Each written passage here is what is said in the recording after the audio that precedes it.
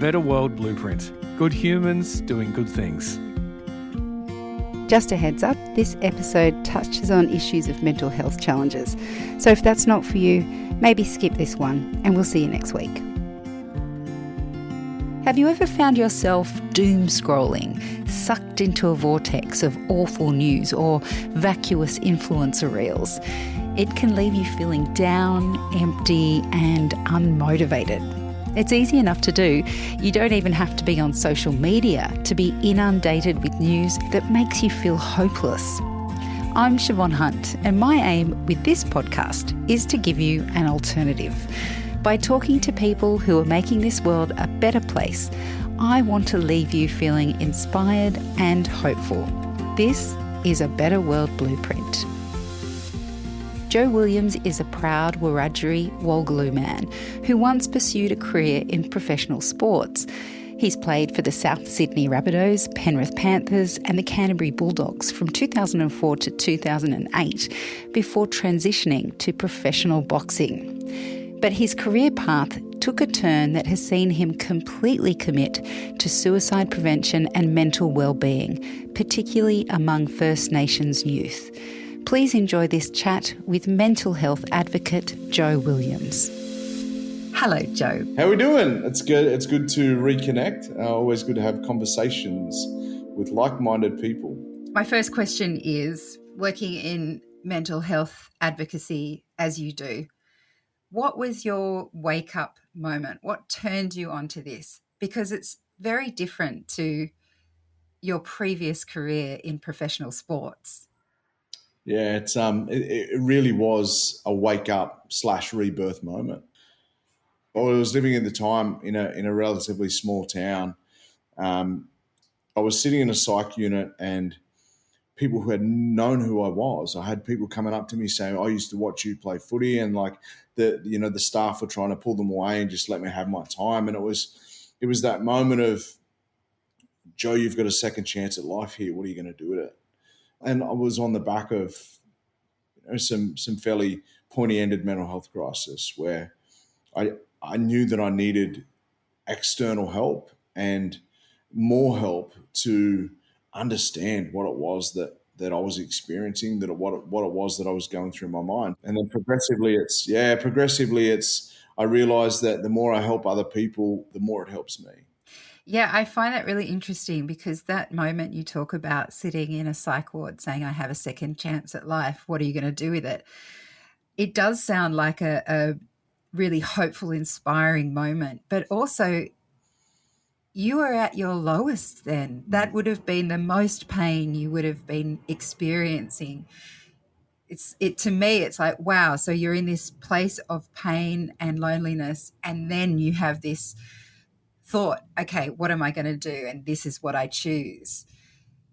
Was that revelation part of what helped you move out of that space?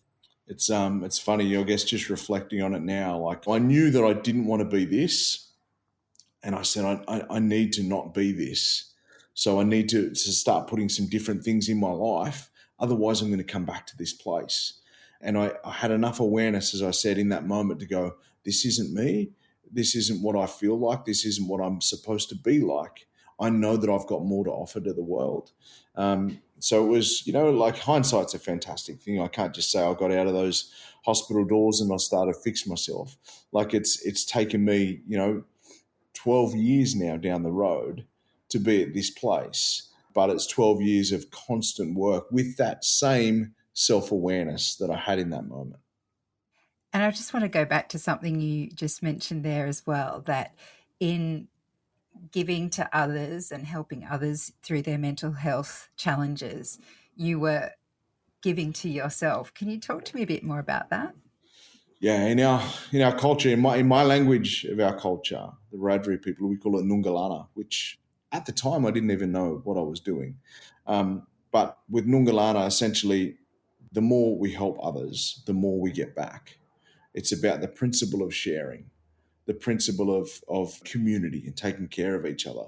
For me, it was about having that insight that when I first started to talk about this stuff, it set my soul on fire. not because I was getting it out, but because I was connecting with people. The amount of people that come to me and said, Joe, what you just voiced, I go through the exact same thing. I just never had the words to explain what it was. And we're talking about people in my football team, people in the staff that were at the place I worked. We're talking about people in the gym that I trained with, doctors, lawyers, all of these different people that go, that enemy within you talk about, Joe, we got more in common than you know about. With such a sense of purpose, when you first started the work, you were a professional boxer. Before that, you had been a professional NRL player. You're moving into a new kind of career space, if you like. Did you ever stumble along that path, given that it was quite different to all the skills you had acquired up to that point? Was there any time that you kind of, I don't know, took a little bit of a tumble? Yeah. Like my story to people is the guy who runs the enemy within. So the enemy within was that inner voice that just challenged every thought, question, decision I made. So of course, every single day there was, Joe, you don't have the smarts to talk to these people. And then it's like you stub your toe in different ways. One of the biggest lessons that I've ever learned in this space is that, and again, talking from where the mental health space was back in 2014 to where it is now is two completely different places, right?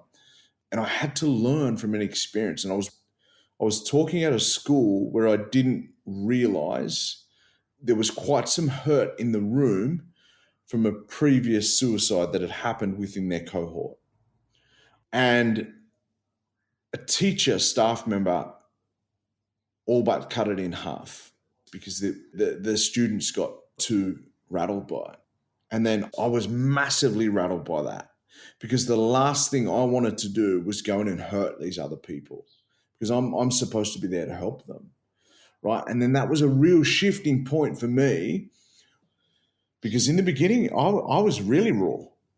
I was raw with the experiences that I was talking about.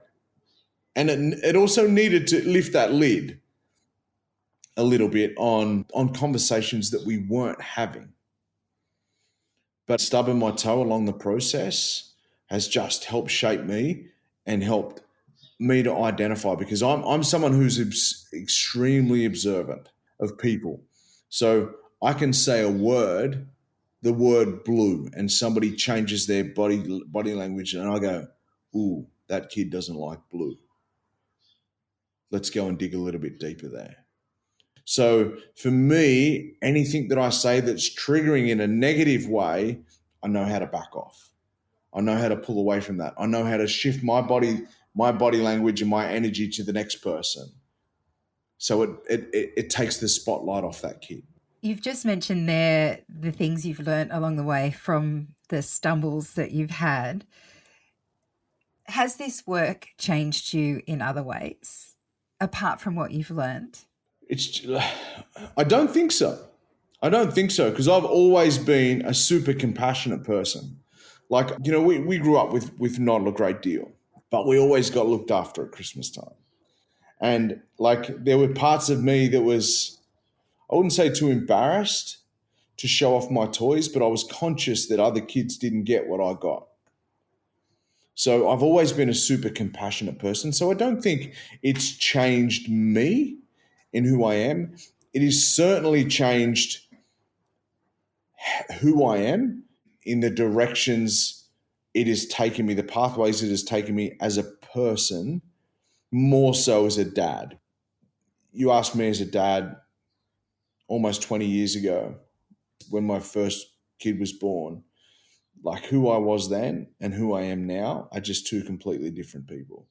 So the journey of this whole well-being space has actually, it's changed me because it's allowed me to dive a little bit deeper into knowing people's behaviors. So has it changed me in that way? Yeah, it has. But I've always, from the jump, had the compassion piece because I've always just want to help. I just want people to be well. I hate seeing people, struggling, mentally, physically, emotionally. I hate that. It really hurts me. Have you seen the impact of your work? Ooh. I just recently had a birthday, and the amount of messages you get through. Again, I'm that observant thing of me, right? Is that I look and read all the inboxes. So like hearing things that people write about you, messages that people write to you, in how you've impacted them, in how you've changed the way that they see things, how you've helped open their eyes into the different experiences as a parent that they can be and do now, that they're more aware because of my advices and shared experiences. I'm humbled. Yeah. So like hearing the impact, it humbles you, man. Because that's not why we do it, right? It's not why we, I'm certainly not that person. There are people out there that get funded millions on millions of dollars that put themselves all over social media and, blast that they're saving the world. And like, I just don't do it for that. Like, yeah, it'd be fantastic to have $1 million. But at the end of the day, if unfortunately the mental health rates are getting higher and the suicides are getting higher and people are sicker than ever, then we need to look at who we're funding, because it's what they're doing is not working, because the results are getting worse. So like, I guess I'm honored, but also humbled that I get to do this for a job, because helping people isn't a job, man. Like it's how we should be living as people. Oh, I love that. And I think that's a perfect place to end this chat, Joe. Thank you so much for your time today. It's been a pleasure. Sorry I can get a little bit long-winded with my answers. I love your long-winded answers, I'm a storyteller. That's so I need to take people on a journey.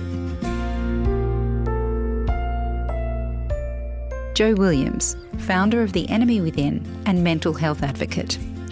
Joe has led many lives and he's got a lot of wisdom to share. So if you'd like more, make sure you follow the links in the episode notes. Next time, the catalyst for change isn't always what we expect. I totally crash landed into motherhood and felt this deep awakening, a realization of who I was and what was lost in my life. But at the time, it just felt like the ground had been pulled out from underneath me. That was Amy Taylor-Kabbaz. Hear what happened next on the coming episode of A Better World Blueprint. I'm Siobhan Hunt. See you then.